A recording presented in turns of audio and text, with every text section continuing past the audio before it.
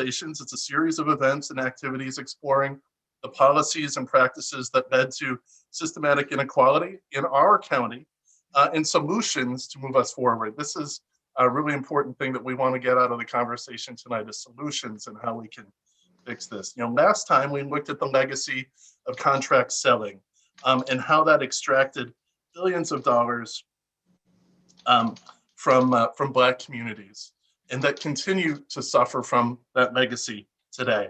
Like contract selling, unfair property tax assessments can affect rates of home ownership and the ability to create wealth over time and through the generations. This has particular adverse impacts on families of color that rely on equity in their homes as a source of stability. Black families, their savings are more disproportionately in housing equity than other racial groups. Drawing from recent stories highlighting inequity in property tax assessments in the New York Times, the Washington Post, Bloomberg, and others, this panel is going to discuss the consequences of inequitable assessment practices and explore who bears the burden when communities of color are overassessed. And we will talk about how we solve these problems. Here in Cook County, the 20 municipalities with the highest tax rates are predominantly Black and brown. That's systemic racism, and it cannot be ignored. I know many don't think of property tax assessments as a frontline issue when thinking about equity and justice, but it's really time to elevate this issue, because assessments are how we divide up the property tax burden amongst us. And if they're not done equitably, it can distort the inequities that are already out there in our economy. So I want to introduce our wonderful guests here tonight. First of all, we have Professor Chris Berry. He is the William J. and Alicia Townsend Friedman Professor at the University of Chicago Harris School of Public Policy and the college.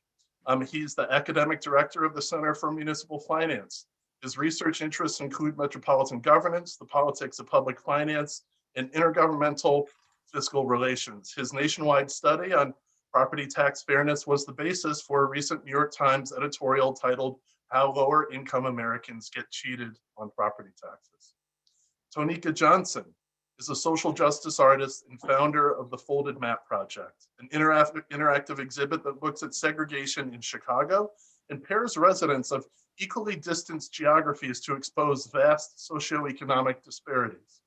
She is the founder of the Englewood Arts Collective and RAGE, Residents Association of Greater Englewood. Tonika was a Chicago Magazine 2017 Chicagoan of the Year, a 2019 Field Foundation Leader for a New Chicago, and most recently, a 2021 Public Humanities Award recipient. Professor Andrew Carl is a professor at the University of Virginia focusing on the social, political, and environmental history of land use, real estate, and racial inequality. He is the author of The Land Was Ours: How Black Beaches Became White Wealth in the Coastal South. It was awarded the 2013 Liberty Legacy Foundation Award from the Organization of American Historians. He has written extensively on property tax disparities and is currently writing a book on the history of discriminatory property tax assessments and predatory tax lien speculation from Reconstruction all the way to the present. And Nikia Pippin McGriff is a manager of brokerage services with Chicago's City Center Management Group, where she supports real estate professionals in the offices of Coldwell Banker Realty. Following her groundbreaking role as the first female African-American treasurer of the Chicago Association of Realtors, Nikia was elected its first female African-American president in 2019. Nikia is active in Chicago's civic community and established the Xavier O. Joy Scholarship Fund in honor of her son, which provides for Illinois students wishing to pursue higher education at Morehouse College. So I'd like to start with a brief presentation from Professor Berry. His research found that in Cook County between 2011 and 2015, inequities in property tax assessments resulted in the improper billing of over $2 billion shift of wealth. This was in large part due to regressivity, or more modest homes and businesses being assessed higher than more expensive ones. Professor Berry found that this is not just a problem in Cook County, His and other research has now shown that Black and brown homeowners may have paid about 13% more in property taxes than white families nationwide, which could have resulted in an additional $300 per year. Chris, please tell us more. Thank you, Assessor Kagi, for having me tonight on this great panel. I'm really looking forward to the conversation we're all going to have. And I will start by just laying out some of the most basic issues that I think we'll talk a lot about throughout the evening. The property tax is a special kind of tax. And just for people out there who may not have spent the last few years thinking about it, which hopefully you haven't, what's special about the property tax is, in principle, it's something called an ad valorem tax, which means the tax is based on the value of the thing being taxed. Think of a sales tax, for example. But the property tax is different because we don't really know the value. So that's why we have an assessor. We need somebody to figure out what is the value of the property. So a few properties sell every year. Generally, 2 or 3% of properties will sell in a given year. But we have to essentially use information from those properties that sold to try to figure out what's the value of all the other properties in the same jurisdiction. And that's the job of the assessor. And it's a pretty hard job. And I want to just talk about, essentially what can go wrong. What happens if those values are computed in an unfair way? It's going to imply that the taxes that come from them are also computed in an unfair way. And so I'll just talk about the results of some of my research to illustrate what these problems are. And, as the evening goes on, we can talk more about exactly where they come from and how to fix them. But I'm just going to share my screen here to show a few slides. So I find it's easiest to get into this issue by looking at some specific places. And so here, I've just got 4 cities on the graph, and let's just look at Chicago since that's where we are. What I'm showing you here is the ratio of the assessed value to the sale price, the assessment ratio. Now, here in Cook County, that should be about 10% by law. Every property is to be assessed at 10% of its value. And so if things were functioning perfectly, what we would see is that regardless of the value of the home, this would be a flat line. Everyone would be assessed at about 10% of the value.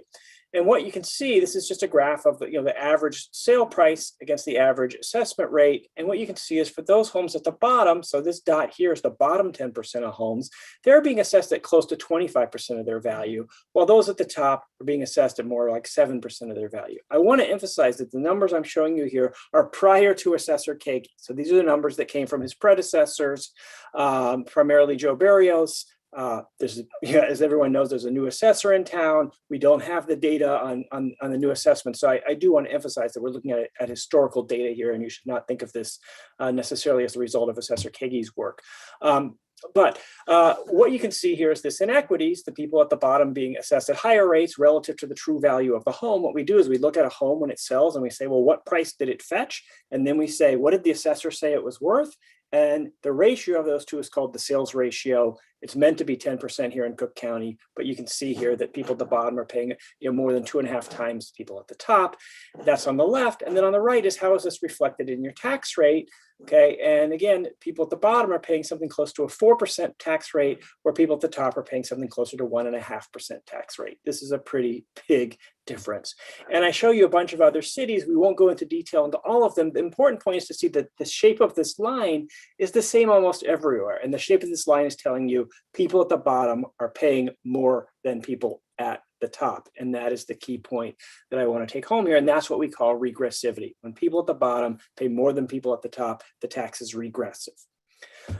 So I won't go into all the details about the nationwide study that I did, but these 4 cities are not atypical. In fact, we find this pattern throughout the whole country. And I'll give you links to a website later where if you really want to know the nationwide study, you can certainly track it down.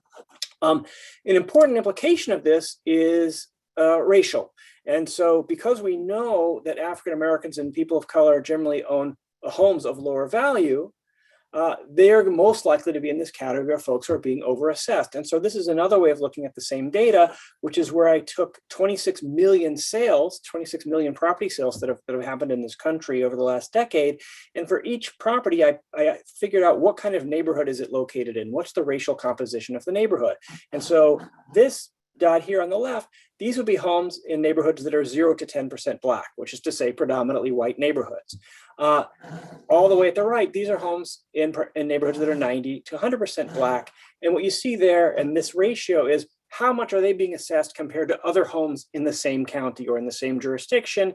And so this dot out here is telling you that homes in 90 to 100% Black neighborhoods are being assessed at about 1.5 times. That is 50% more than the average home in the rest of the jurisdiction that they're in. So it's about a 50% premium in the assessment rate for being located in a 90 to 100% Black neighborhood. So it's the same idea of lower valued homes being overassessed. And because lower valued homes are more likely to be owned by people of color, they're more likely to be the ones suffering from this inequity. We can see this play out spatially, and I won't go through all the details. And by the way, I'm leveraging here some beautiful work done with my data by the New York Times, and so these look much more beautiful than anything I could make. And so I've just taken their graphs of my data to show them to you. One of the important things you can look here is this is showing you the parts of different cities that are over and under assessed. So purple is over assessed, and blue would be under assessed. And then the outlined areas are the majority Black neighborhoods in each of these cities. And I just let people stare at this for a minute on their own. The patterns are really quite stark if you look at which parts of each place are being overassessed, and the high correlation between the racial composition of the area and its assessment rate. Again, this is not just a Chicago or Cook County problem. We see this virtually everywhere. Of course, we are particularly interested in Cook County tonight, and so I'll just close off with this graph, which is showing that same information. Again, to emphasize, from the time prior to Assessor Kagi, these are the results largely under the leadership of Joe Barrios. And as I said, we don't have data from Assessor Kagi's new round of assessments yet, so please understand these to be prior to his tenure. But this is the problem we're looking at. To just introduce the issue, this is the problem we're looking at. When the assessments are not equitable, when people who own lower priced homes are assessed at higher rates relative to their true value, and people who own expensive homes are assessed at lower rates, then we get this kind of regressivity. And what it means effectively is that we shift the tax burden around. That is, the people who own the low priced homes are effectively paying the taxes that should be paid by the people that own the high priced homes. That's the issue that we're here to talk about tonight. And I will stop there. Oh, I do want to say, if you really do want to know more information about all this, here's the URL, propertytaxproject.uchicago.edu. You can find the full study. You can find reports for the whole country. And please visit the website.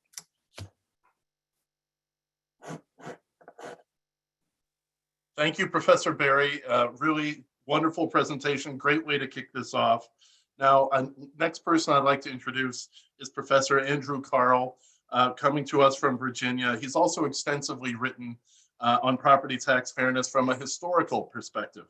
And Andrew, you've been writing about this issue for years. I know your research incorporates what's happened in Chicago, in Cook County. What would you like to add? Would you like to add anything more by way of historical context?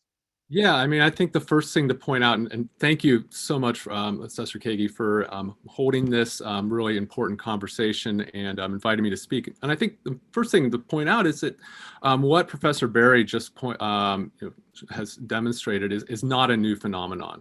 And in Chicago especially, I mean, uneven assessments favoring certain neighborhoods and certain homeowners over others are, in some respects, as old as the city's political machine itself. Under the first Mayor Daley, going back to the 1950s, the county assessor's office really became notorious for dispensing favors in the form of low assessments.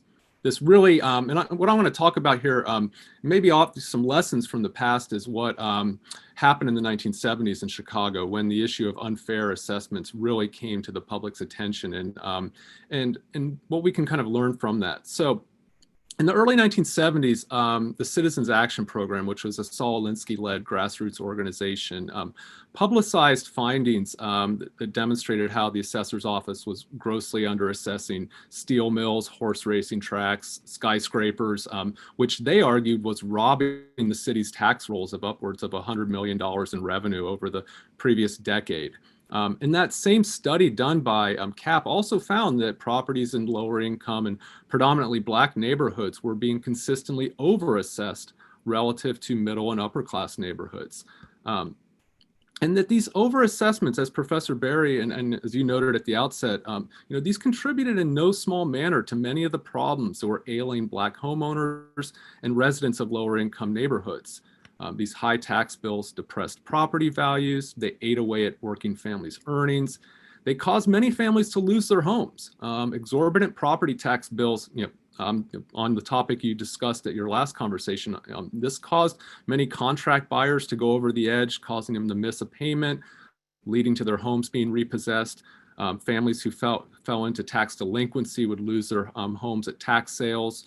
And this, became a scandal in terms of, how the assessor's office was often, engaging in very highly subjective and politicized practices. And it led to reforms in the early 1970s, including the end of this very dubious replacement cost model for determining assessed value, as well as the establishment of a classification system in which different types of property were assessed at different percentages of their value, and as well the introduction of computer programs and models for determining assessments on properties. But it's important to note that the problem was not unique to Cook County or the result of some glitch in the system, but really was part of a national pattern. And let me just share my screen here. Dozens of studies of local housing markets in the 1970s all found that properties in higher value neighborhoods were assessed at lower rates than those in poorer neighborhoods. A study done in Boston found that assessments in poorer neighborhoods were 70% higher than the rest of the city. In Milwaukee, homeowners on the city's predominantly Black north side paid as much as $200 more annually in property taxes than owners of comparable properties on the city's predominantly white south side. A report that was done by the Department of Housing and Urban Development in 1973 concluded that, quote, all evidence indicates that the poorer neighborhoods of many cities are being forced to subsidize heavily through tax payments the residents most affluent.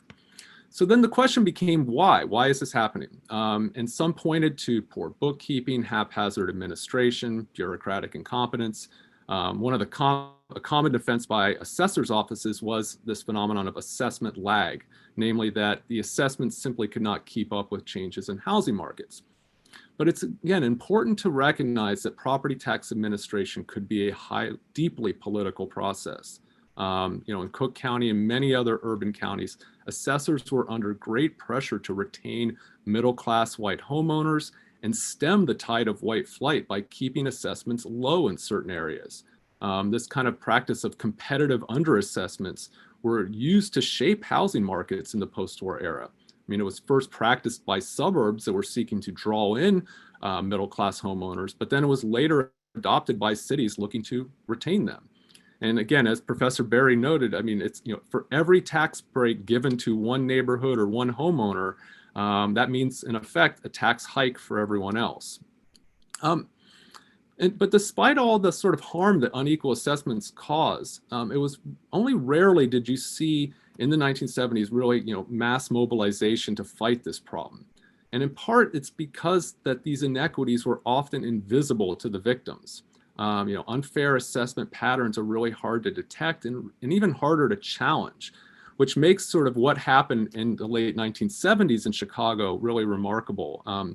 In the spring of 1979, a study that found that was comparing assessment levels in white and Black neighborhoods was conducted by an economist at UIC named Arthur Lyons.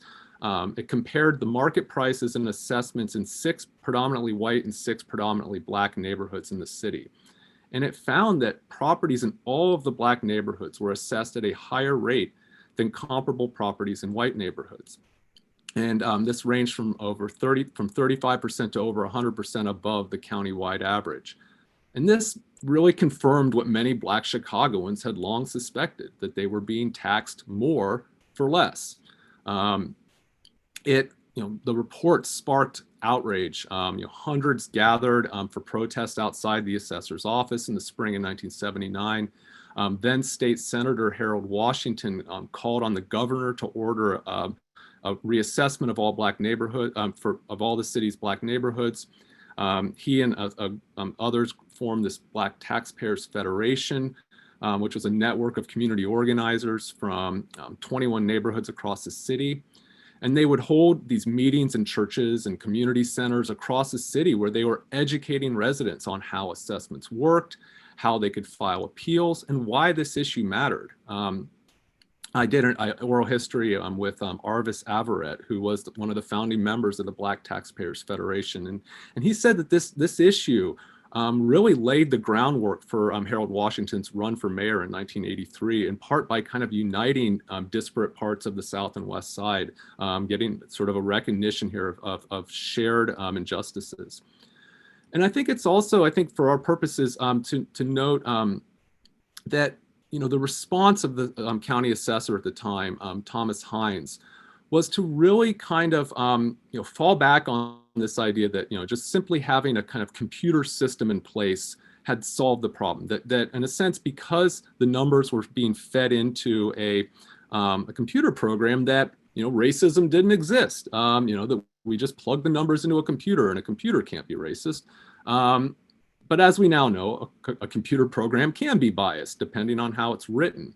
And I think one of the things that Art Lyon's study was trying to call attention to was a form of structural racism, by showing how the program that was used to determine assessments was written in such a way to really overestimate the value of low-priced homes and underestimate the value of high-priced homes. And that because Black neighborhoods were undervalued because they were Black, that resulted in discriminatory assessments.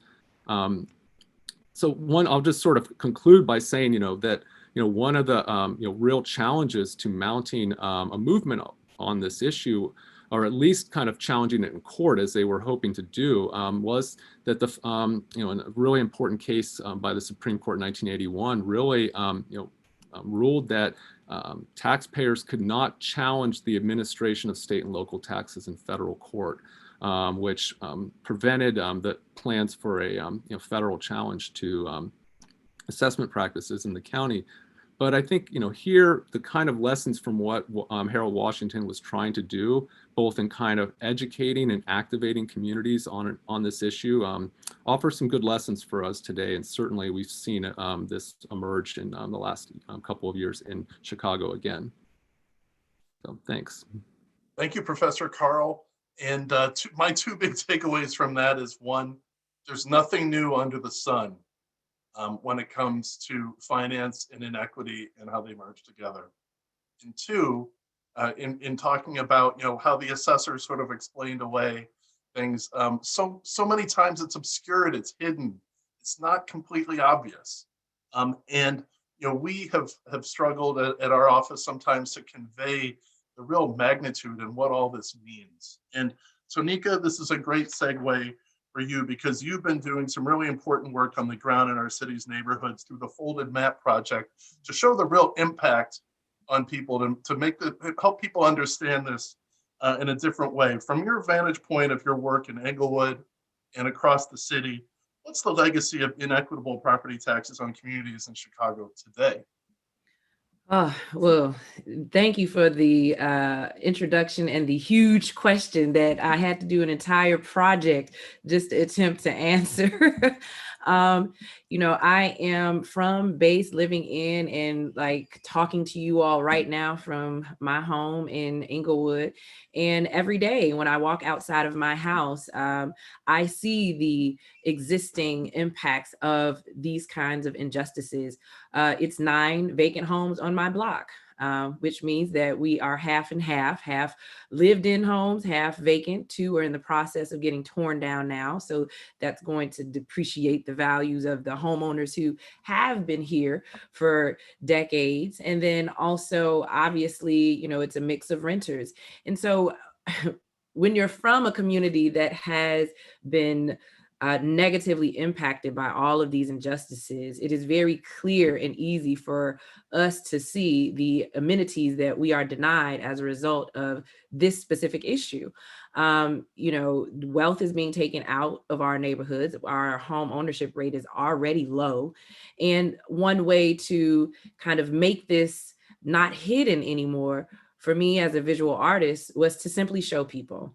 People can look at infographics, they can look at data, but until you put their face, a human face, and a story behind it, people don't really understand how it seeps into our personal lives every day.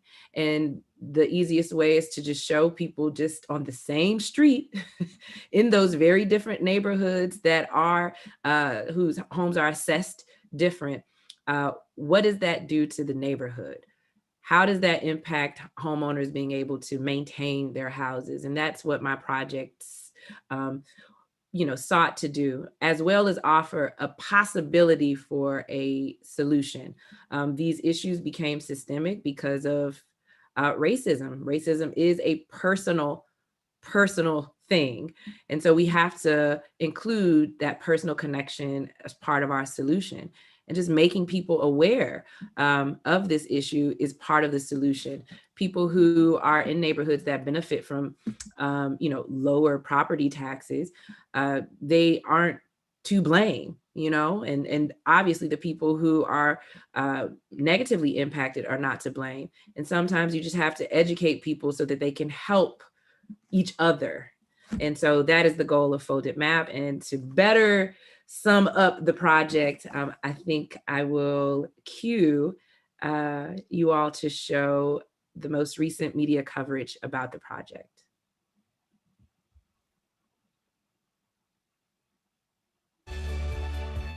Our series, A More Perfect Union, aims to show that what unites us as Americans is far greater than what divides us.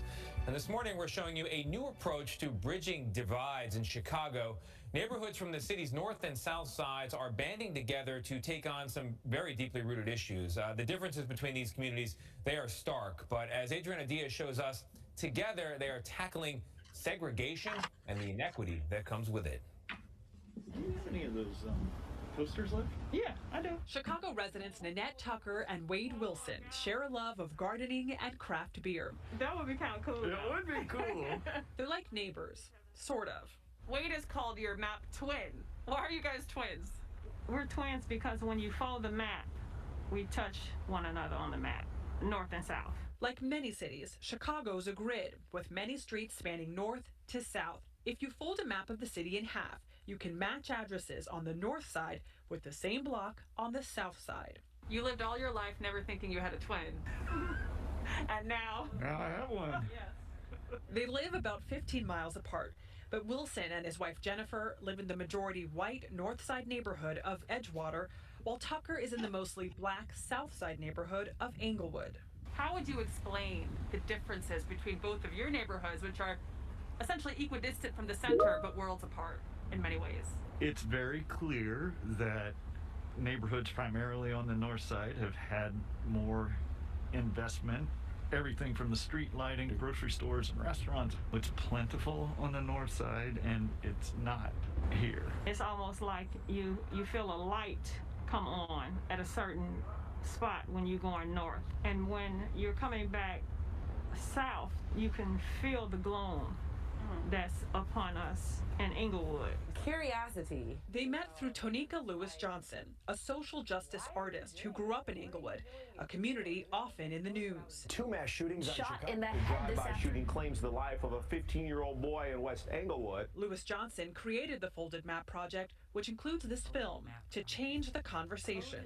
She contrasts how the same street, like Ashland Avenue, They look very different. looks on the north side The sidewalks, and the south side. the maintenance of the building, none of which have anything to do with gun violence.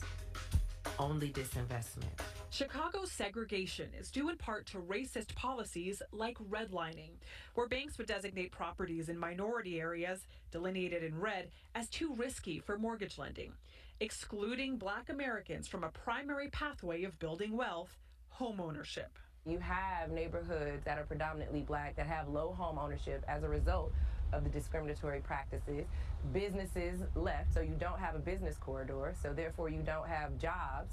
And now the schools are starting to fail because they aren't properly funded. Her solution, bring the North and the South together with map twins. It can feel so overwhelming to try to take on systemic racism But you have found a way to almost chip away at it one person at a time, one pair at a time. Yes. Let's use segregation as the actual thing that can connect us. In her project, she doesn't shy away from uncomfortable truths. How much was your home? It was $61,000. And how much was your home? $535,000. You asked Wade and Annette what they each paid for their house. You know, it felt a little awkward. I think the awkwardness helps people understand how we're all participating in this system that was created before us. And it doesn't truly reflect how we want to connect with each other today. Frankly, we're privileged, and it's hard to sit next to a friend who hasn't enjoyed that privilege. We realize that there's an opportunity to actually do something. Wilson and Tucker are doing something together. 3 years after they met through the Folded Map Project, with others, they created Englewood Renaissance, which is helping beautify parts of Englewood and is now focusing on increasing homeownership here. Creating a community together. The economics might be different, the neighborhoods might be different, but the core of who I am is pretty much the same as Wade and Jennifer. I want the same things they want. For CBS This Morning, Adriana Diaz, Chicago. This is such an important story. Yes. It's such an important And we story. can end. They're just gonna,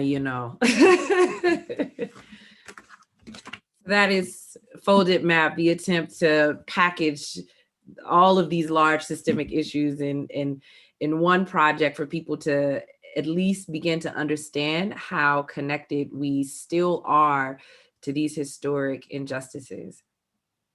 Tonika, thank you. And it's just terrific and brilliant in how you have conveyed visually and so strikingly in such a real way what is out there today. It's not in the past, it's here today. And that's a great segue for Nikea, because you know what's out there. You represent an organization where people are out in the market today, and you have a sense of how this impacts people in a real financial way. There's been a lot of talk about racial discrimination in appraisals. This is kind of the reverse of over-assessing that reduces home equities when families attempt to refinance or get home loans from banks. So it really decreases people's access to the federal mortgage infrastructure that we have in the country, and has a racial pattern of decreasing access to that mortgage infrastructure that's helped so many people to grow their intergenerational wealth. There are also other ways that it shows up in the real estate industry. What are some of the initiatives that the Chicago Realtors are doing to address equity overall, Nikea? Well, thank you, Assessor Kegi, for having me and for convening this panel. It's so important to know what's happened in the past, but even equally important to figure out how can communities come together to make those solutions or help create solutions.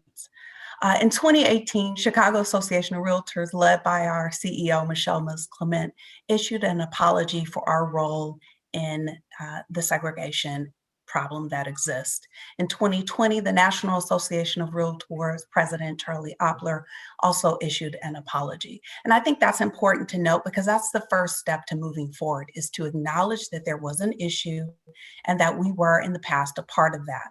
And so what we've done is not only partner with our Realtors members, but even additionally community partners to really find out how can we get into the 77 different neighborhoods that make up the city of Chicago and identify resources, exposure opportunities to them. So one of the things that Chicago Association of Realtors did was create our diversity committee called the 77. And that's identified by key realtors in each of those 77 communities that sort of bring information back to the hub, if you will, to the main association, so that we're all made aware of opportunities that may exist. In the civil unrest that happened last summer, led by the 77, many of our realtors and our realtor members were out on the street helping to clean up. We provided resources for businesses who needed board up services, who needed just money to get the business back up and running. So those are some of the real actions that your realtor and realtors communities members are initiating. Additionally, we've offered fair housing courses for free this year for some of our realtor members. Additionally, at the national level, we have implicit bias training. We have Fair Haven, which is like a simulation training.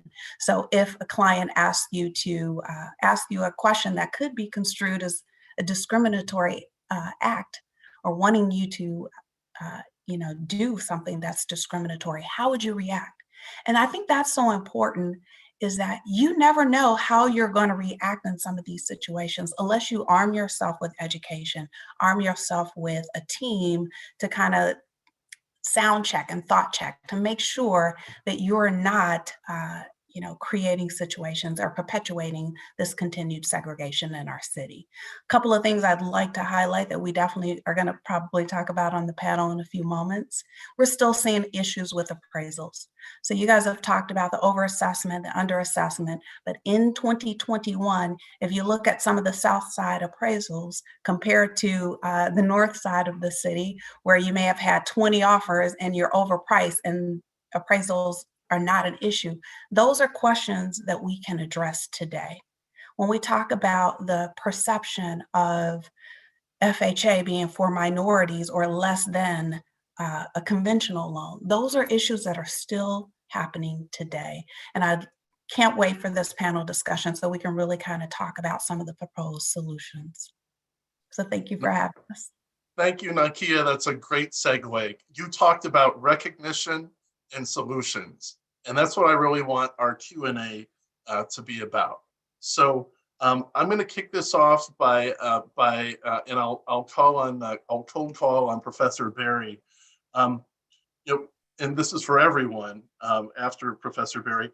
From each of your vantage points, what does an unfair tax burden, what kind of impact does it have on the ability of families to build wealth? Professor Berry, you talked about an effective tax rate that's 50% higher or more for Black families than for others. What kind of impact does that have on their ability to create wealth?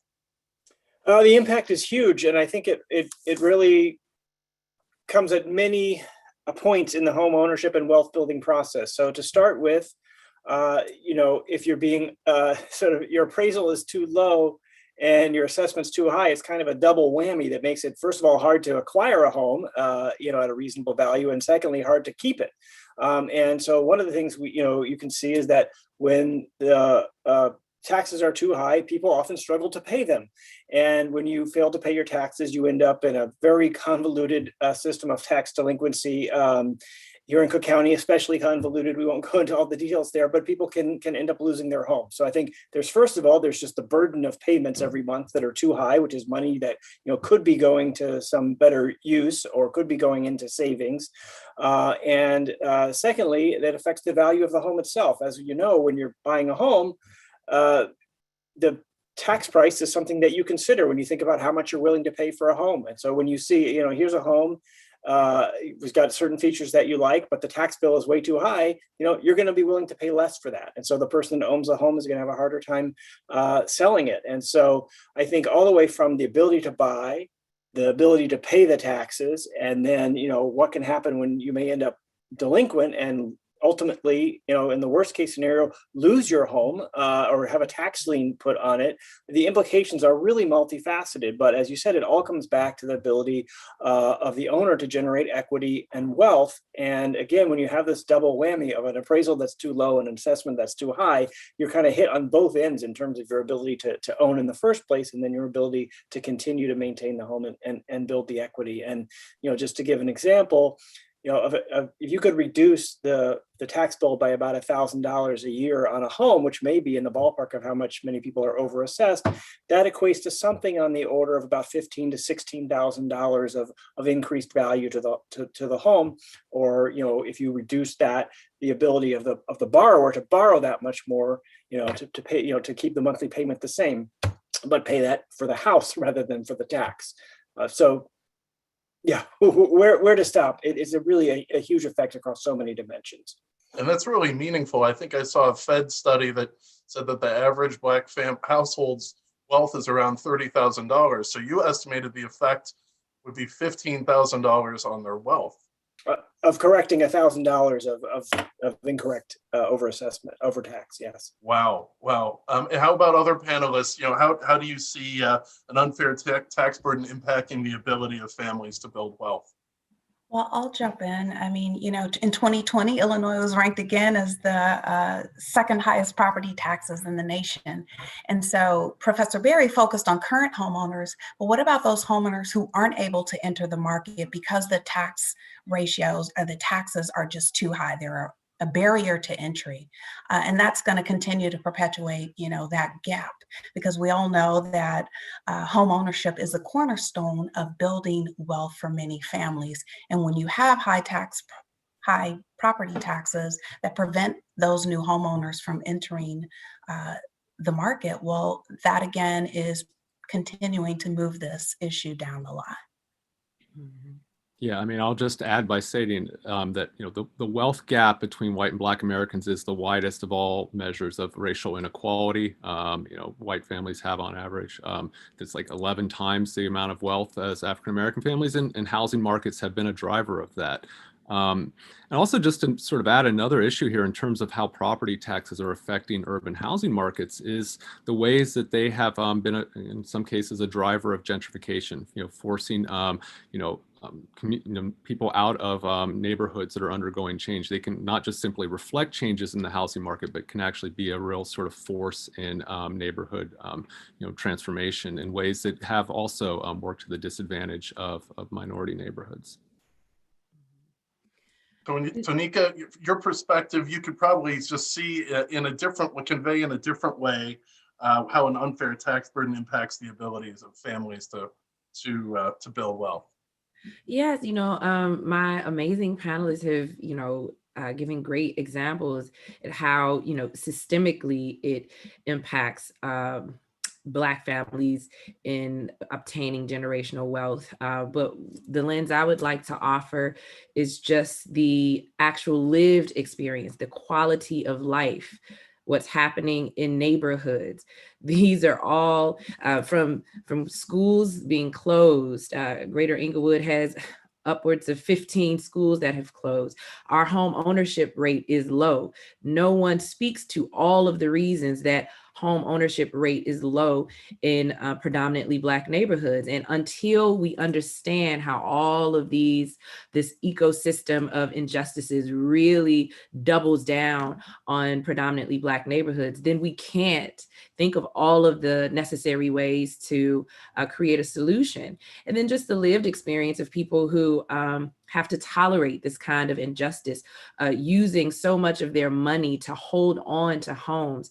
I've heard so many stories, even within my family, where there are greedy people just in the world, and greedy people are usually lazy and want to take advantage of those that are most vulnerable. And constantly, predominantly Black neighborhoods are the most vulnerable. You have so many stories of seniors who may not have paid their tax bill. Somebody else hurried and rushed to pay them and they didn't know. Or unfortunately, if a relative who owned a house passed away, someone else goes to pay taxes or something. You hear all of these stories, and it isn't just about how it affects everyone systemically, but just in our lived experience today.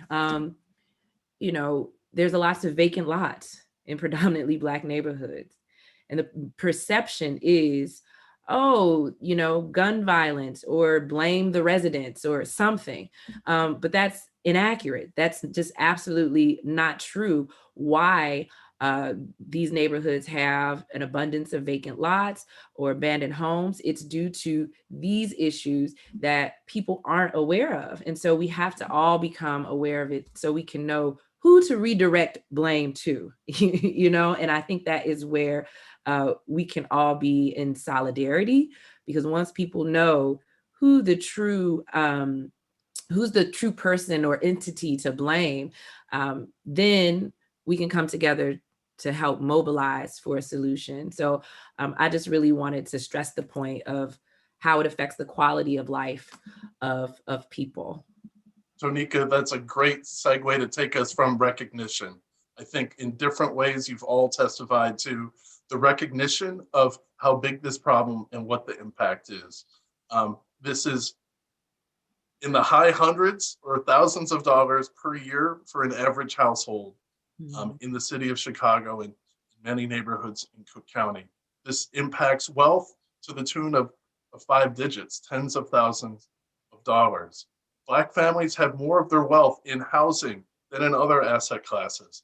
And one of the things I note, and IKEA can testify to this, is that it's actually an even bigger impact because Black families have a leveraged position on their home equity because they have a mortgage. So they benefit even more if values go up, but they're really hurt if values stagnate or go down. So I would like to immediately go to solutions.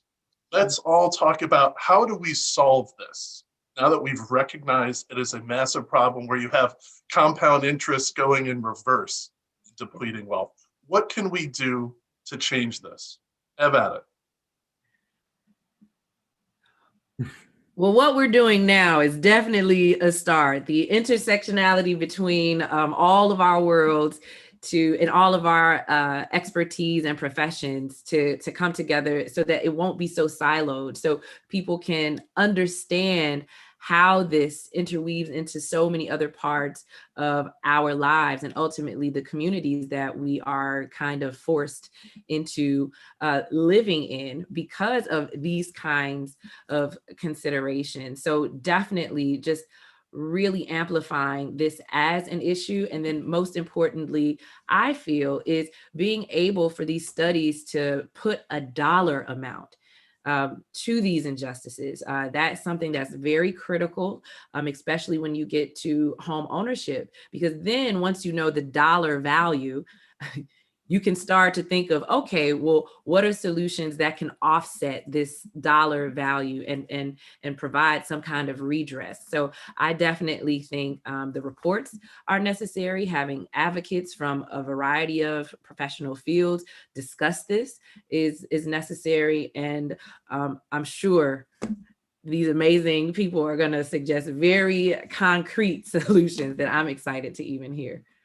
Yeah, I just want to add to what Tanika said. I think that the critically important part of this is drawing connections between how high property assessments can affect, say, housing instability, and also the work that's being done. So, for instance, like the Cook County Treasurer Maria Pappas has this Black Houses Matter initiative aimed at trying to help homeowners who are in danger of falling delinquent on their taxes. And this is a really huge problem because as one of the things that I'm looking at in the book that I'm writing is how these predatory tax lien investors have really sort of reaped millions off of poorer neighborhoods, off of taking homes, off of being able to charge high interest that is statutorily allowed in Illinois on these debts, and how that has really wreaked havoc and compounded the struggles in low-income neighborhoods, and really serves as a stark reminder of how the profit, I guess you could call it the profitability of poverty, and how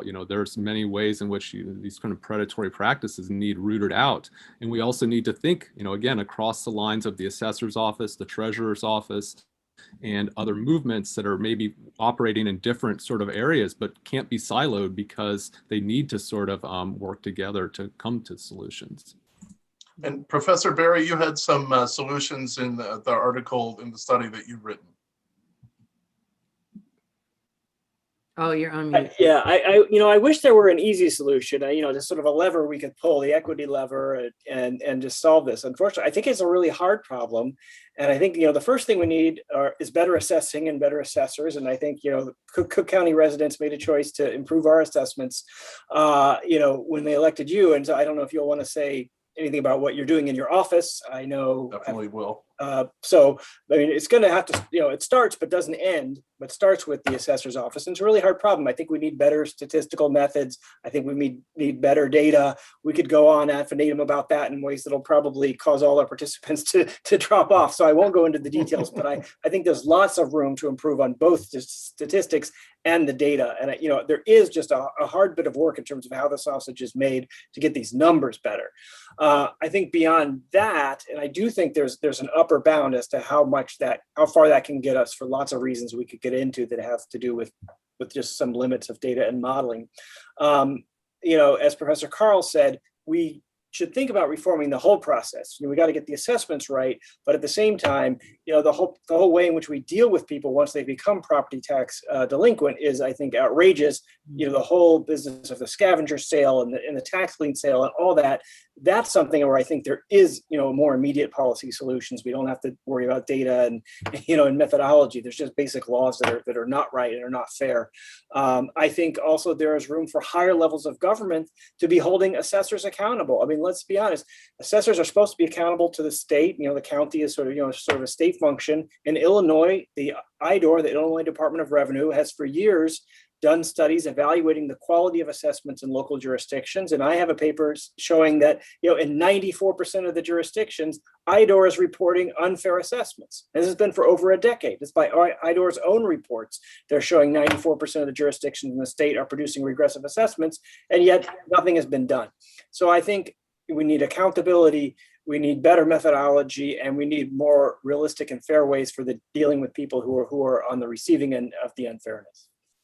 Okay, and Nikea, I don't want to leave everyone in suspense. I will tell you the list of things that we've done to attack just this problem. But Nikea, you talked a little bit in your opener about some of the things you're doing. What can we do to solve the problem of unfair assessments? Yeah, well, one of the issues in terms of on the buy side, right, is the appraisal issue, and we need a more diverse pool of appraisers. When I look at some of the experiences that I've had, you had, for example, an appraiser from Barrington appraising a property in Beverly and had never been in Beverly and was using, comparables from Morgan Park. That's a real issue that we can address today by, again, widening the opportunity to bring a more diverse pool of appraisers who are familiar with the 77 communities, as an example, within the Chicagoland area. So that's number one, making sure that we're holding the lenders to, lending in all communities. I think there is, when we look at the CRA Act of 1977, we still have issues today.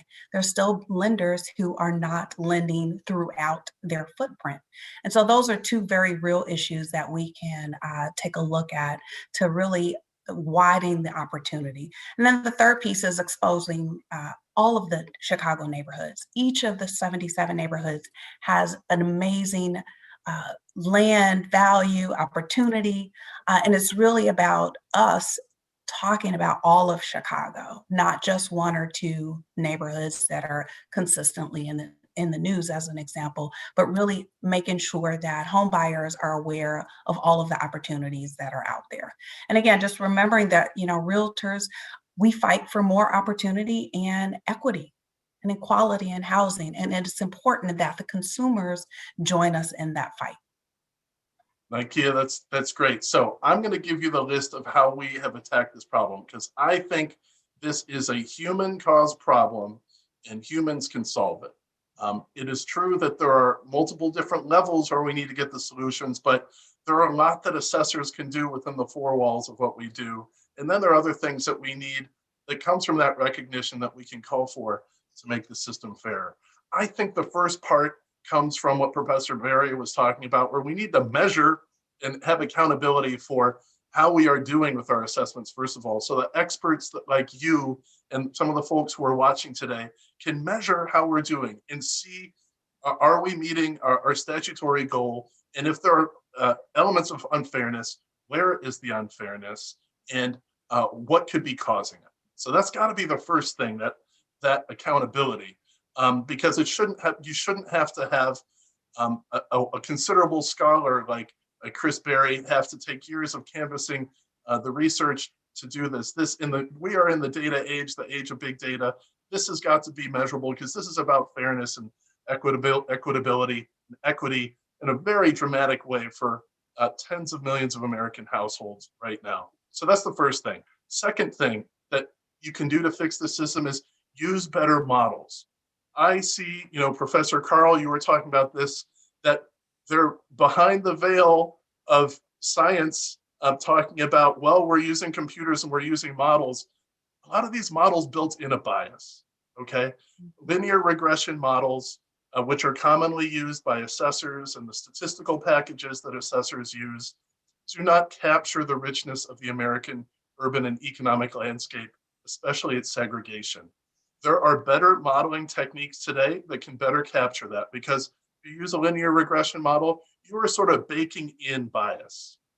And that bias tends to be most exaggerated at the bottom end and at the top end. And that is why we get this disparity. So assessors around the nation need to use better modeling. They can do this by hiring data scientists who can use better modeling techniques to attack that inequity and use modern statistical packages that are out there. We have released our code to the public for everyone to use, and we do have other jurisdictions out there that are using our code. We think it is much better at attacking the problems of substantial urban economic and racial segregation. There are still problems with it, but we think we attack a lot of these problems that better by making that recognition with modeling bias. We need to open up that veil and examine the bias that's built into some of these models. Also, we need to close data gaps. One of the elements of structural racism is you may not be doing something by intent, but you get a racist outcome. And gaps in our data are one of the sources of structural racism in our assessment system. Why? We tend to have a gap in data on the highest quality houses, how well their interiors have been renovated. What are some of the features that you wouldn't find in maybe 90% of the houses, but that add a lot of value to houses at the top end? And then similarly at the bottom end, we don't have a good sense of, in our assessment systems across the United States, quality. And a lot of elements of quality really can make a difference, can drop the value of a house by $25,000 or $50,000, which is enough for us to miss and can cause a huge miss in assessments. And with that also comes variables like crime and foreclosure and vacancy, which can also hurt housing values in the market if they're not measured properly. So getting better data sources to do that is really important. How do we do that? The federal government can help. Our Fannie Mae and Freddie Mac, they have quality data on homes because they get appraisals for every house that has a mortgage in the United States. They're supposed to facilitate mortgage markets and housing markets. They need to open up that data. Assessors need to do a better job of getting the actual data about quality that's out there in the market. The third thing I'd note is that, the fourth thing I'd note is that don't underestimate the effects of location. Location is so important in an urban context because of the patterns of racial and economic segregation. And our models can't overlook the factor of location in how that affects housing values. So it needs to be measured very closely and carefully. I think another important thing that needs to be done is we need to eliminate all sorts of biased processes and conflicts in the system. So one of the first things that I did when I ran for assessor is eliminate campaign contributions from lawyers, consultants, and appraisers that practice before the office. This can create a pattern of bias, of favoritism, whether it's intended or not, because folks learn how to work the system, whittle away their share at the expense of everyone else. And elected assessors should not be taking contributions from people who practice before the office. And you also need to look at other processes. We find that appeals tend to confer more advantages on the most wealthy. If your system depends on appeals for its accuracy, you're going to get people who have an economic interest in catering to people who get the biggest benefits from the appeals process. And that is largely people at the high end. We find that more and more iterations of appeals, you get more and more bias and inequity. So it's really important for assessors across the United States to focus on getting things right the first time, give people their right to appeals, be open and show humility in getting better data if your data is wrong, but be careful about having too many iterations of the appeals process, because we found in our historical data that the more valuable a home is, the more likely it is to appeal, the more likely an appeal is likely to be granted, and the larger magnitude of reduction. So those are processes that build in inequity. And so it's very important to focus on what is happening to the average person in their market. In our state, we don't have a problem with caps, but in a lot of other states, caps tend to confer advantages on the people who've had the biggest winnings from real estate markets. So it caps an assessment at a certain amount of growth per year that tends to reward the biggest winners, but it really penalizes newcomers to the market or people whose values have not appreciated as much, and it shifts the burden onto them, which is not fair. So I could go on. Those are some of the biggest solutions that we see. I just wanted to open it up for questions from our group here, because it's the 7 o'clock hour. We got a lot of great questions coming in. Shall I take the questions from the audience, or Scott, do you want to read the questions? Sure, I can go ahead and read those. So we've got our first question. COVID has generally driven up sale prices of Chicago homes. How is that affecting Black homeowners and would-be homeowners who want to buy a home? I can take that, and then others, Nikia, you can maybe take it after me. We saw red hot housing markets in the second half of 2020 for a variety of reasons, and it's a nationwide phenomenon, and it's also happening all across the city in many different neighborhoods, regardless of housing value. Interestingly, it's the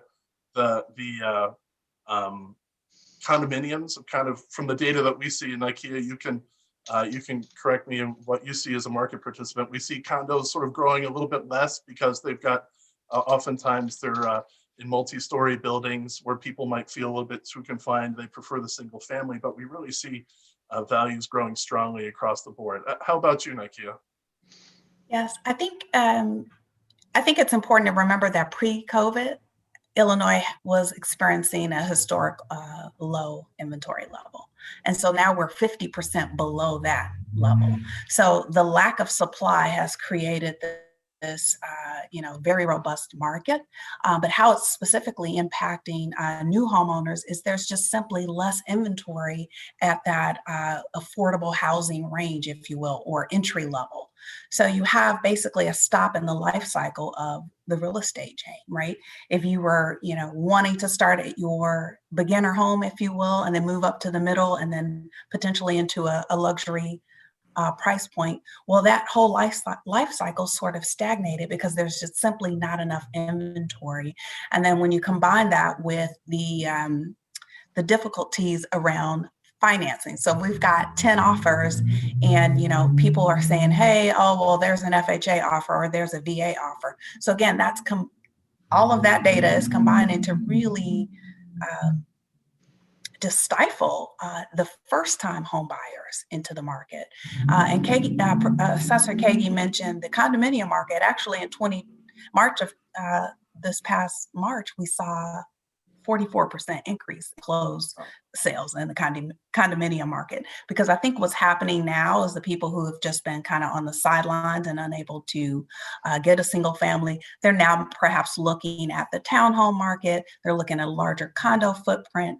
So there have been so many different factors, but largely what we're seeing is, the first-time home buyers are really being squeezed out of the market. And that is an issue that we need to address. We need to talk about affordable housing. We need more housing supply. So lots of fun ways we can take this conversation. Questions from other panelists take on that? I believe Nakia hit it all on the head, because I am in the process of becoming a first-time home buyer after divorce, and I can attest to everything she said. Not only in the past year prior to COVID was I preparing to purchase a home, but 2 years prior to that, I was also preparing to financially prepare to look for a home, meaning the taxes, so I can remove a lot of the typical barriers for financing. And I did also face that FHA versus conventional. A lot of the sellers, even in neighborhoods like Greater Inglewood, they prefer conventional, obviously. And it's very difficult in a neighborhood like Greater Inglewood to become a first-time home buyer because of the low inventory of just move-in ready renovated homes. And then the fact that if you are an individual first-time home buyer who might consider renovating, the truth of the matter is you won't get assistance if you are going to get a renovation loan. So there's also that barrier. So yeah, I just second everything Nike has said. And that is what I have experienced contribute to people referring to it as a hot market, because every offer that I put in for a few homes, it was 4 to 6 people competing. And then you have to, outbid them, which increases what you intended to spend. So yeah, it's a very interesting market right now. I would just return, sorry, I was Yeah, gonna say, Chris, I would just return Assessor Kagi to an issue you raised earlier, which is about how this all impacts wealth building. And so this kind of a phenomenon where there's such a demand and increases in price is great for folks who already own, right? Their equity is going up, their value is going up. So if you're already had gotten into the system and own, this is good for you. As a barrier to people trying to get into the system for the first time. And of course, as we know already, since Black home ownership is lower than whites to begin with, the kind of gains that are going to come from the system are also going to be concentrated where we're in the places where people own homes.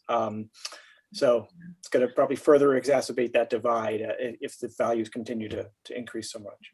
And, I just would like to add that, and just to kind of circle back to solutions as we talk about, new phenomena of issues, is that I think people, the larger public, including myself as well, we need to be trained how to imagine what a more equitable city looks like. We need to understand the benefits of having a more equitable home ownership market. We need to understand how we all will benefit from our city, each neighborhood being a potential place to live for a family or a destination place. And I don't think we truly understand how we're all suffering as a result of not only this segregation, but the inequities that exist, in which this is the reason that I really was inspired while I was working on my folded map project by the report Metropolitan Planning Council called The Cost of Segregation, because just even the approach of the report was very different in the sense that everyone, we have the data on all of the issues and the disparities, but helping people translate that into how we can collectively benefit from equity is really important, because a lot of people think, especially when you start talking about taxes, they think, oh, my taxes have to go up just for others to be more equitable. And we really, truly don't understand how creating a more equitable ecosystem opens up more options for all of us.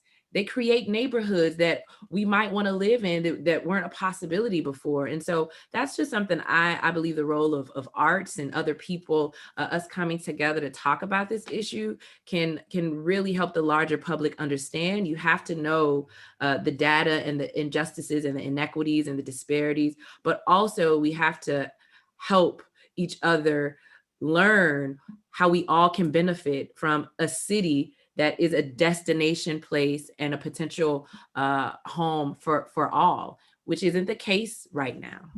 Yeah. Professor Carl?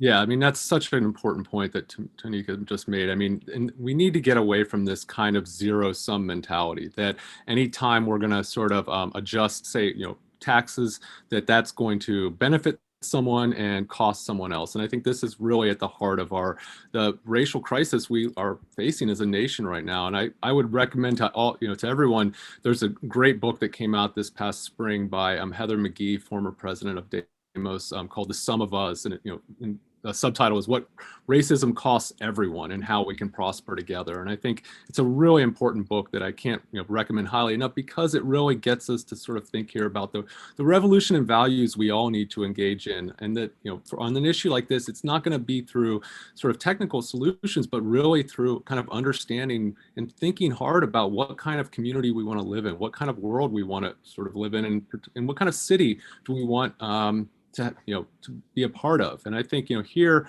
it's not going to, as long as we're kind of in this sort of cycle of, some will gain and others will lose, then that's going to sort of only exacerbate inequities and in the tribalism that we see in so much of our politics today. Whereas kind of having conversations about how these changes will benefit all of us and will make it for a city that we all want to be a part of. That is so outstanding.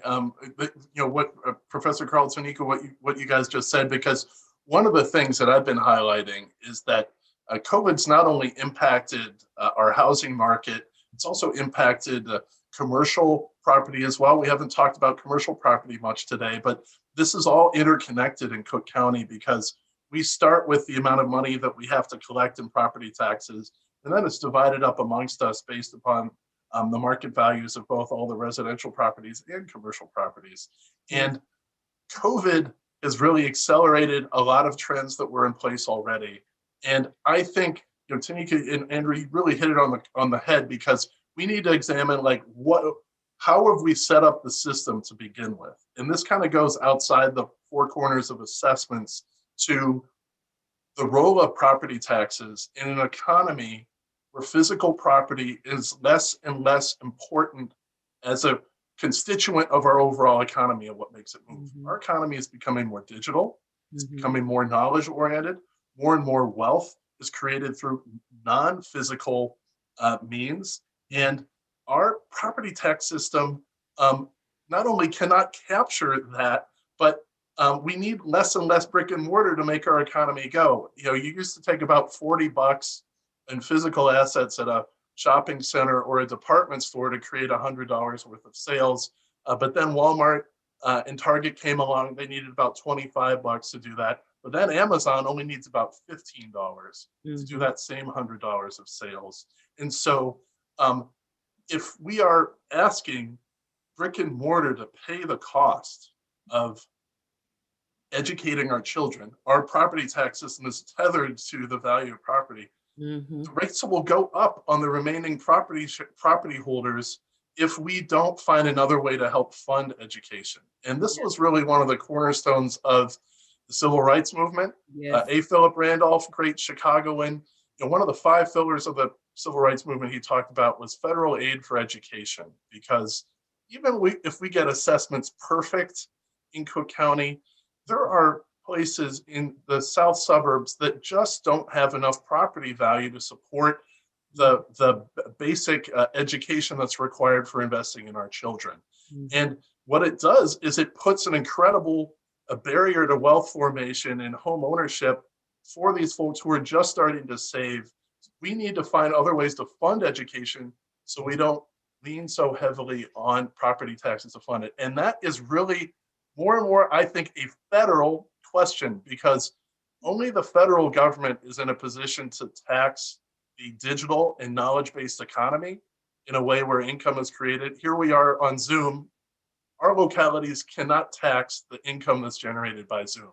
The federal government can, and we should look to the federal government to help share some more of the burden in paying for our schools so we don't tether it to the brick and mortar formation that's so important to the vitality of our communities that Tanika and Ikea were talking about. You said it. I mean, the property tax is being asked to do too much. And in particular, this unholy marriage of property taxes and school funding, which has fueled segregation. It has unleashed the kind of most selfish and kind of, exclusionary practices within housing markets, and has been shown to do that, really for decades now. And one of the tragic, he's talking about the civil rights movement. I mean, one of the real great tragic decisions was when the Supreme Court, in its case of San Antonio versus Rodriguez, kind of upheld this model of basing school funding on local property taxes. That was a real turning point. And when we kind of got stuck in this system, in which now the property tax and your property tax base determines the quality of your children's education, and what that's done both to the advantaged communities, as well as as you said, I mean, what it has done to disadvantaged localities that have gone chasing after every possible revenue stream imaginable, and leading them down often disastrous paths that really don't do any good for communities. I think, again, this questioning sort of the work that property taxes are being asked to do in our society, I think is a really important one that you put on the table. So we've got a couple other questions in the Q&A that I want to try to get to. We've got a question about how fair assessments can be used to address the inequities we see in appraisals. I think a couple of you mentioned the imbalance between appraisals and assessments. And this is sort of a question, is there a way to bring those two together somehow for equity? I can take a swing at that. Maybe you guys can jump off of me. I think this is a really good point. I have had so many people come to me saying, when we sent out our assessments last year, saying, hey, Fritz, I think you got the assessment on my home right, but I just tried to refinance my mortgage, and the appraisal that came back was $100,000 lower than what you've assessed me at. Why the difference? And I think the first thing comes with, well, we show our work. We show where we're getting our valuations from. We publish community evaluation reports, the prices upon and the source of sales that we use in coming up with our appraisals. We've released our modeling code to the public. And I think folks out there should try to put together differences between our assessed values and the appraisal that they get. Like, we need to crowdfund this to really expose the difference and try to dig down as to where is that difference coming from. Because I think Nikea hit it on the head that we may be seeing some old practices that caused us the need to get the Community Reinvestment Act put in place, sort of pseudo redlining through toleration of really, really conservative appraisals that limit people's ability to access housing. Anyone else want to take a swing at that? Yeah, I'll jump in. I mean, we're trying to patch a system that was never designed to create equity across different ethnicities. So, I mean, these systems need to be overhauled. I mean, I think you've said it, Professor Call and Professor Berry also mentioned that. So we're here trying to maneuver around a system that's not designed to perpetuate home ownership in minorities, for minorities or communities of color. And so that is an issue. We're still, again, talking about appraisal issues that don't match, the values that we're saying. You have a contract. We have buyers willing to pay X dollar amount. We're showing you comparables, but yet we have appraisers who are experiencing a potential implicit bias, who just don't see the value when they drive down to different neighborhoods across the Cook County area, as an example. So again, it's important about education. I think, again, Chicago Association of Realtors has the 77, which highlights the 77 communities within the city. We also have courses available, but it's really also about resources to communities. So how does someone come and, if they don't have your number, Assessor Kagi, how does someone appeal their taxes, as an example? Having more workshops like that for the public. How does someone reclaim their home where the taxes have been purchased? It shouldn't be a secret. You shouldn't have to dive for that data. So being more transparent is important. And that's great. And we've worked really hard to put all the people can file for appeals online now. You don't need to hire a lawyer. You can follow the progress of your application. We've tried really hard to show people that if you need to use the appeal process, you can. But we also measure our work by how are we doing for the average person who doesn't appeal. That's what for assessors too, so that we don't end up catering to things that can cause more inequity voluntarily. How about anyone else want to take a swing at that? I'm just going to bring up a little joke we said in our prep that, I'm still kind of going to stick to, or Nikea was talking about the diversity within the appraisal industry, how there is a lack of it. We need more appraisers. of different backgrounds, different lived experiences, different race. Because when I was learning about how these appraisals are different and problematic, and how it really traps Black families in this, stagnation of not being able to accumulate wealth, even when they're a homeowner, I was like, maybe I just need to become an appraiser. Maybe I just need to let me find out, how do we do that? How do we recruit a lot of appraisers from different ethnicities and races? Because that is also an industry that is up next for, being held accountable and for some transparency. Absolutely, and we are trying to do our part by we are restocking our own analyst team and our field team with people who can build these appraisal skills getting started in their career. We hope to keep people for their whole life, but we think these are also a great way to get a foothold to go into the private sector. I also know in the Illinois General Assembly, we have some of our leaders really looking at this problem. I know that Speaker Chris Welch has really tried to drill down on this issue of appraisal inequity and representation in the industry. State Representative Marcus Evans is an appraiser, and he's really called attention to this. So, but it's really great we keep on focusing in on it. Scott, we have time for one more question. We've got time for one more question. It actually, you bring up some of the leaders in Springfield. This is a question about legislation, and to what extent is legislation, or perhaps a lack of it, it contribute to some of these inequities. How the city, for example, imposes regulations on lenders. I know the city council recently has had some discussion about pressuring, for example, Chase and other lenders to lend more to communities of color. I guess as a kind of quick wrap up, are there some legislative remedies that we could be looking at for some of these inequities? I have my own thoughts, but I want to give you guys a chance first.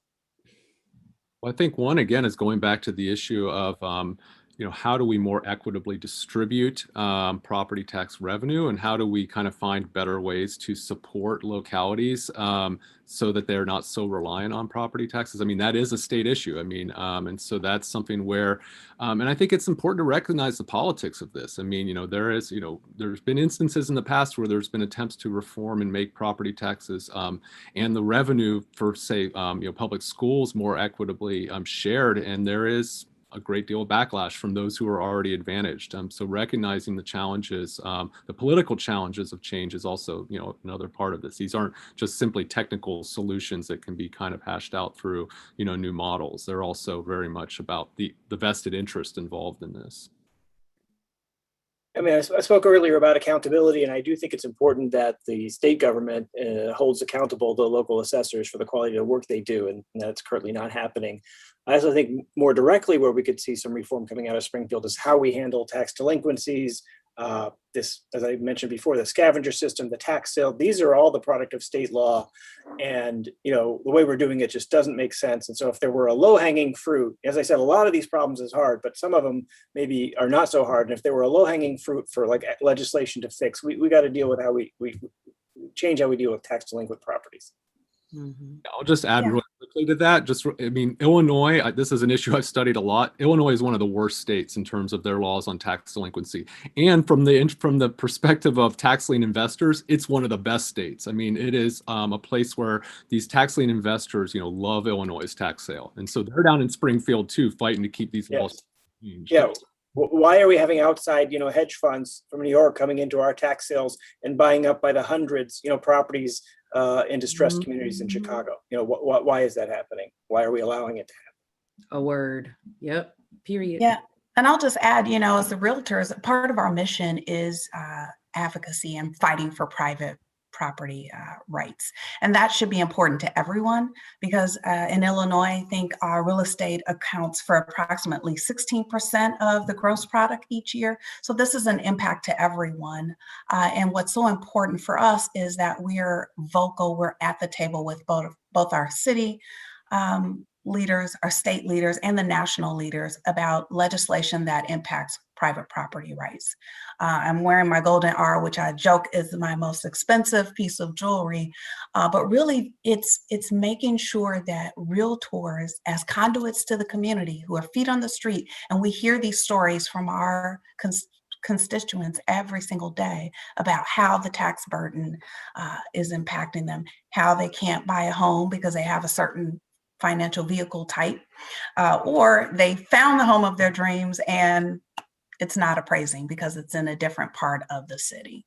So those are real issues that we are constantly collecting data for and providing at the local, state, and national level. So again, being a realtor means that we are a conduit for resources between, that state, local, and national government, and also the community. So I see our role is really a role of resources and connecting. And one thing that Tanika mentioned earlier is about resources in different communities. One thing we don't talk about enough are rehab opportunities. So for people who are in the communities that want to stay in the communities and want to invest in the communities, we don't talk enough about the resources that could be out there, that should be out there in order for them to become their own investors. Professor Berry just mentioned that we've got hedge funds coming from other parts of our state, but what about the people who want to build wealth by investing in their neighborhood? And I think, again, that is a very important question that we should continue to talk about. Nikea, that's such a great jumping off point. So I want to give my remedies, and I think they relate to what you were talking about, because in this post-COVID age, after the impact of COVID, in this digital age, there's an opportunity for all of us here from the different ways that we've looked at these problems to create coalitions that might be a little bit unusual, that we might not have had before. I think one of the most important is re-examining what are we expecting people who own brick and mortar to cover for the cost of educating our children? Is there a better way to finance that? And this is a real federal question, because if the federal government helps to take on a little bit more of the cost of educating children across the country, especially in disadvantaged communities, it will be like a jolt of adrenaline in the average incomes and wealth position of folks, but especially Black and Brown people who have a disproportionate amount of their savings in housing, and they have a leverage position because of the mortgages that they have. So if we can do things that increase their wealth, it will have a really disproportionately positive impact. And the federal government can do this through Title I. Title I is the federal government's means of financing K through 12 education for children. It's a small single-digit percentage of most average school districts' budgets. And the Biden administration has talked about doubling it. They proposed doubling it during the Democratic presidential primaries. The candidates agreed on tripling it. If that happens, that could really make a big difference in tax burdens and growth in taxes in so many different communities. That's one thing that we really need to focus on. The other federal thing that we can be done, and I do think we should focus on federal solutions so we don't have to fight this across thousands of communities, community by community, is the federal government has oversight of our federal mortgage infrastructure. Fannie Mae, Freddie Mac, what are known as the GSEs, the FHA, they have oversight over this appraisal information. This appraisal information would help to uncover the inequities and sub rosa redlining. It would also help assessors close that data gap which has created inequities, that builds in structural inequities. The national operators of our federal mortgage machinery have this data now, and if they opened it up to assessors, just qualitative data or aggregate data, we could close a lot of these gaps, solve a lot of these problems nationwide. On the state level, there are many things that can be done to improve these data gaps, which create these structural disparities. I've focused on a data modernization bill in Illinois that would help us get better data on commercial properties so that the small ones in neighborhoods don't end up being overassessed, because this pattern of regressivity that we see on residential is even worse in commercial. The small ones tend to overpay, the bigger ones tend to be overassessed, and it's because of this data gap that embeds that disparity. So we want to close that gap. We're working on that here in this state. And then there are ways we can work with the private sector, like realtors, to cooperate on other kinds of market data so that we're looking at the same things that market participants look at. So with that, I wanted to give you guys a quick opportunity to have just a couple minutes of closing thoughts, and then we wanted to thank everyone for being here. Nikia, would you like to start, and then we can hand it off? Well, thanks again, Assessor Kagi, for having such a robust panel to really talk about some of the issues and more importantly, work towards some of the solutions. Again, your zip code should not determine your future. And I think it is so important to partner with the realtor community to help come to the table with real solutions to help all of the communities that we serve. Thanks, Nikia. Professor Berry? Sure. I want to just close on a positive note. I've been as critical as anybody has been about the assessment system and everything that's going wrong, but there's a couple positive things that I see happening here in Cook County that I want to call out. And the first is, the reforms you've already made in your office, Assessor Kagi. As I said earlier, the reassessment's not done. We haven't seen the data. I'm withholding judgment on that. But I think in terms of the transparency and the complete just change in attitude and philosophy out of the department compared to the past is huge. And it's really moved the county into being a leader as opposed to a laggard. And I know this because I've worked in so many different jurisdictions, but something as simple as being transparent about the methodology, the code you use, the results, that doesn't happen in many places. I've gone to New York City recently and tried to FOIA from them the same stuff that I can just get off your website. And they claim they don't have it. They claim they don't do any of these studies. Detroit, the same. And your predecessor, of course, also claimed that they never did any of this. So that's really been something positive, and I hope we'll see the results in the assessments when it's all said and done. And the other positive thing that I see here, and this goes back to this idea that Andrew and Tanika both raised about changing the philosophy about a zero-sum game, or that we're all against each other, or getting the assessments right for one group of people is going to imply cost to the others. One of the most positive things I saw is in the last election, when you defeated Joe Barrios, the part of the city that stood to lose the most, the north side, the part that's historically been underassessed, they voted, if anything, even more strongly for you than other parts of the city. And so I think we're seeing this willingness of people not to look at this as a zero-sum game, to that the people who they knew very well, what you were running on and what you were planning to do, and they still voted for you. And so I think there is a moment where people are willing to not see it in this way that we talked about, to give a chance for reform. And we really need to take advantage of that moment to deliver. So I want to amen. I just want to say something real quickly on that. It's really the public's recognition of the magnitude of this problem that brought me here. I wish it was my charm as Fritz Kagi and people knew about my background. It wasn't that. It was a public recognition that this is a problem. They didn't understand the property tax system, but they really understood what was wrong with it. And all of you here have helped to illuminate that. Professor Carl? Yeah, I'll just finish by reiterate what Professor Berry said. I think I'm almost in shock that that we're holding these types of events, and I'm in shock that you're occupying the same office that like Parkey Cullerton and all these other scoundrels in the past have investments in such a sort of nefarious way. I mean, we had to take down the portraits of these guys because we thought the place was haunted. You got to sage it too. You got to do some Palo Santo and sage it.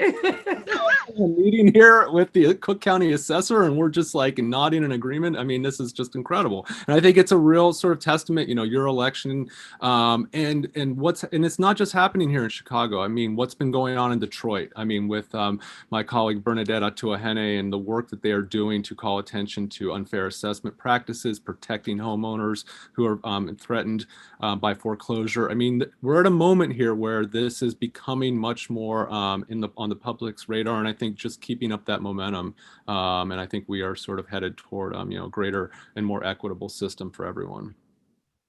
Onika, how about you close this out?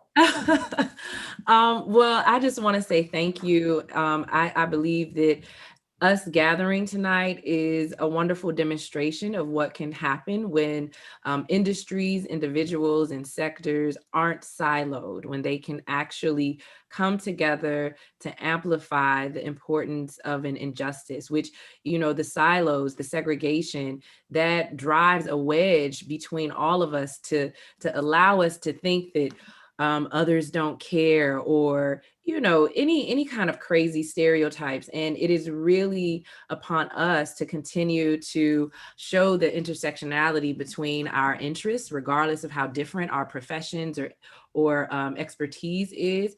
So this is just a great demonstration of that, because just as much as we talk about Chicago being segregated, because we are most segregated, we disrupt it in so many ways every day, all the time, in a variety of sectors. And I think that needs to be demonstrated just as much as our segregation. I would love for a study on how many amazing ways do Chicagoans disrupt segregation every day, because they have to, because they want to, their passions.